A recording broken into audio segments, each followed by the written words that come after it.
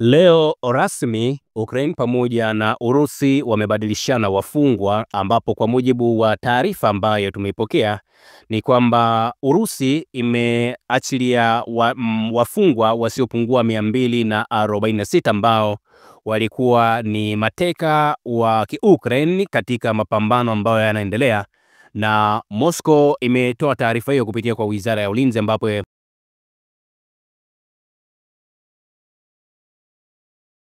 Moscow na Kiev zimebadilishana wafungwa, kila upande ukirudisha wafungwa 246. Wizara ya Ulinzi ya Urusi imetangaza taarifa hiyo. Urusi imeipatia Ukraine wanajeshi wengine 31 waliojeruhiwa vibaya na kuwapokea wanajeshi 15 waliojeruhiwa kama malipo. Jeshi limesema mabadilishano hayo yamepatanishwa na Umoja wa Falme za Kiarabu. Wizara ya Ulinzi ya Urusi imebainisha wanajeshi walioachiliwa huru kwa sasa wako nchini Belarus, ambapo wanapokea matibabu yote muhimu na msaada wa kisaikolojia, jeshi limezungumza, ambapo wafungwa hao wa zamani watahamishiwa Urusi muda si mrefu kwa matibabu pamoja na urejeshaji wa afya zao. Wizara ya Ulinzi ya Urusi imetoa video fupi ambayo inaonyesha wanajeshi ambao wameachiliwa wakipanda mabasi katika eneo ambalo halijulikani, na inaonekana walipokuwa wakielekea nyumbani huko ambako watakutana na familia zao. Kabla tangazo hilo linakuja muda mfupi baada ya Rais wa Urusi Vladimir Putin kutangaza kusitisha kwa muda mapigano nchini Ukraine, ambapo huu ni usitishaji wa Pasaka ambao unatarajiwa kuanza tarehe 19 majira ya saa 12 jioni kwa saa za kule Moscow, na unatarajiwa kukoma mnamo saa 6 kamili za usiku tarehe 21 ya mwezi wa 4 mwaka 2025. Rais wa Urusi ameelezea matumaini yake kwamba Kiev itakubaliana na mapatano hayo na kusema kwamba mtazamo wake kuhusu kusitisha mapigano utadhihirisha iwapo ina nia ya dhati Ukraine kusuluhisha uhasama kupitia diplomasia. Wakati huo Putin amewaagiza wanajeshi wa nchi hiyo kukaa katika hali ya tahadhari na kuwa tayari kukabiliana na ukiukwaji ambao unaweza ukafanywa na serikali ya Ukraine. Lakini kwa taarifa tu ambazo tayari pia tumeshazipokea ni kwamba Ukraine wenyewe wamegomea usitishaji wa mapigano kwa muda wa siku 30.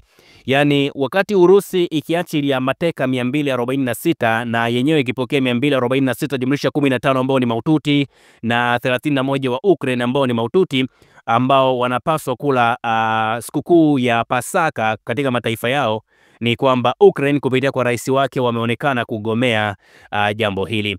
Kupitia katika ukurasa wake wa Telegram pamoja na X zamani Twitter, Rais wa Ukraine Bwana Volodymyr Zelensky aliandika maneno haya kwa lugha ya Kiingereza akisema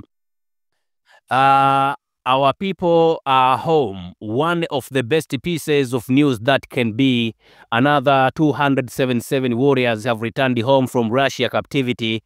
The warriors of the Armed Forces of Ukraine, the National Guard of Ukraine, the State Special Transport Service, and the Border Guards. They defended Mariupol, other direction in the Donetsk, Kherson, Zaporizhzhia, and Luhansk region. I thank everyone who made this return of our people possible.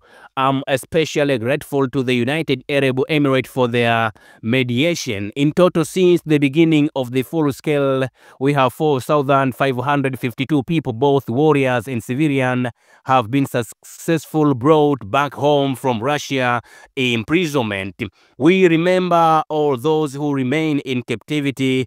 We ignore everyone who can be attending to us and tell them, let them be at home. Hii ni kauli ambayo imezungumzwa na Rais wa Ukraine Bwana Volodymyr Zelensky akisema watu wetu kwa sasa wapo nyumbani. Moja ya habari bora zaidi, na wanajeshi wengine 277 wamerejea nyumbani kutoka katika utumwa wa Urusi.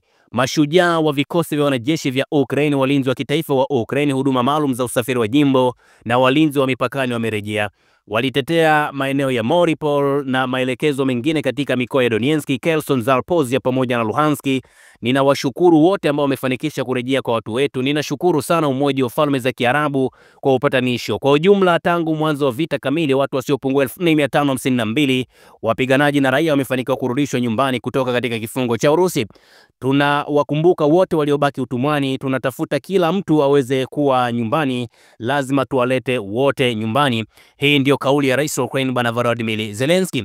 Lakini baadaye tena akaandika maneno yafuatayo kwa lugha ya Kiingereza. Sasa haya yalikuwa yanapigilia msumari kwamba mwamba hataki kabisa kusikia kile ambacho kimezungumzwa na rais wa Urusi bwana Vladimir Vladimirovich Putin, ambapo ameandika, I have just received a report from Commander-in-Chief Oleksandr Syrskyi. Today our forces continued their activity on their territory of the Kursk region and are holding their position. In the Belgorod region, our warriors have advanced and expanded our zone of control. As for yet another attempt by Putin to play with the human lives, at this moment air raid alerts are spreading across Ukraine. At 11:15, Russian attack drones were detected in our skies. Ukrainian air defense and aviation have already begun working to protect us. Shahedi drone in our skies revealed Putin truth towards Easter and towards humanity, akimaanisha kwamba amepokea ripoti kutoka kwa kamanda mkuu Oleksandr Syrskyi akisema leo vikosi vyetu vimeendelea na shughuli zao kwenye maeneo ya mkoa wa Kursk na vinashikilia nafasi zao. Katika eneo la Belgorod, wapiganaji wetu wamepiga hatua na kupanua eneo lao la udhibiti. Kuhusu jaribio jingine la Putin kucheza na maisha ya watu kwa wakati huu, taarifa za uvamizi wa anga zimeenea kote Ukraine majira saa 11:15 jioni. Ndege zisizokuwa na rubani za Kirusi zimedunguliwa katika anga yetu. Ulinzi wa anga wa Ukraine na anga tayari wameanza kufanya kazi ili kutulinda. Ndege zisizokuwa na rubani za Shahedi katika anga zetu zinaonyesha mtazamo wa kweli kwamba Putin hana mpango kuhusu kile ambacho amekizungumza juu ya Pasaka, lakini anaonekana kufanya mashambulizi zaidi. Kwa hiyo rais wa Ukraine bwana Volodymyr Zelensky anaonekana ni mtu ambaye sasa kagomea kabisa hicho ambacho kimetangazwa na rais wa Urusi bwana Vladimir Putin. Sasa Putin, mtakumbuka kwenye zile ripoti za awali tulisema, amesema hivi, majeshi ya Urusi yanatakiwa kusitisha mapigano kwa muda wa saa 30, lakini akasema kama Ukraine wataendelea kuishambulia Urusi, wanatakiwa kujibiwa kwa mashambulizi makali kwa nguvu zozote zile ambazo zitatakiwa. Kwa hiyo hiki ndicho ambacho kimeonekana huko, na nimekutana na kauli ambayo imezungumzwa na yule bwana Andrei Sybiha, ambapo amesema msimamo wa Ukraine bado uko wazi na thabiti. Huko Jeddah mnamo Machi 11 tulikubaliana bila masharti na pendekezo la Marekani la usitishaji vita kamili kwa muda wa siku 30. Urusi ilikataa, na kukataa kwa Urusi kwa Marekani tayari kumechukua takribani siku 39. Badala yake utawala wa Moscow umeweka masharti mbalimbali na kuongeza ugaidi dhidi ya Ukraine, raia na miundombinu ya kiraia kote nchini. Putin sasa ametoa kauli kuhusu madai yake kuwa tayari kusitisha mapigano kwa saa 30 badala ya siku 30. Kwa bahati mbaya tumekuwa na historia ndefu ya kauli zake ambazo zinalingana na matendo yake. Tunajua maneno yake hayawezi kutegemewa na tunaangalia matendo si maneno. Urusi inaweza kukubaliana wakati wowote na pendekezo la kusitisha mapigano kamili bila masharti kwa siku 30 ambayo imekuwa mizani tangu March. Tunataka kuona vikosi vya Urusi vinasitisha mapigano katika pande zote. Pia tunawasihi washirika wetu wote wa jumuiya ya kimataifa kuwa macho. Matendo tu sio maneno yanafunua ukweli. Vita hivi vilianza na vinaendelea tu kwa sababu ya Urusi wamegoma kutositisha mapigano. Kwa hiyo hapa tunachokiona ni kwamba Ukraine wenyewe wanaiona kauli ya bwana Vladimirovich Putin kama ni propaganda fulani. Kwa hiyo wao wamegomea, wanasema they are not ready kusitisha hayo mapigano kwa hizo saa 30 ambazo amezungumza bwana Vladimir Putin. Na Putin amesema sababu ya kwa nini ameamua kusitisha mapigano kwa muda wa saa 30 ilikuwa ni kutoa gap, watu washerekee Pasaka vizuri, lakini pia watu watembeleane, familia ziishi poa. Lakini Ukraine wao wamesema hili jambo wanaona ni kanyamazongo, ni kama drama ambazo zimetengenezwa na bwana Vladimirovich Putin. Kwa hiyo kimsingi ni wamegoma kabisa. Sasa tafsiri ya Ukraine kugoma ni kwamba wanairuhusu Urusi ifanye kile ambacho wanaweza wakakifanya.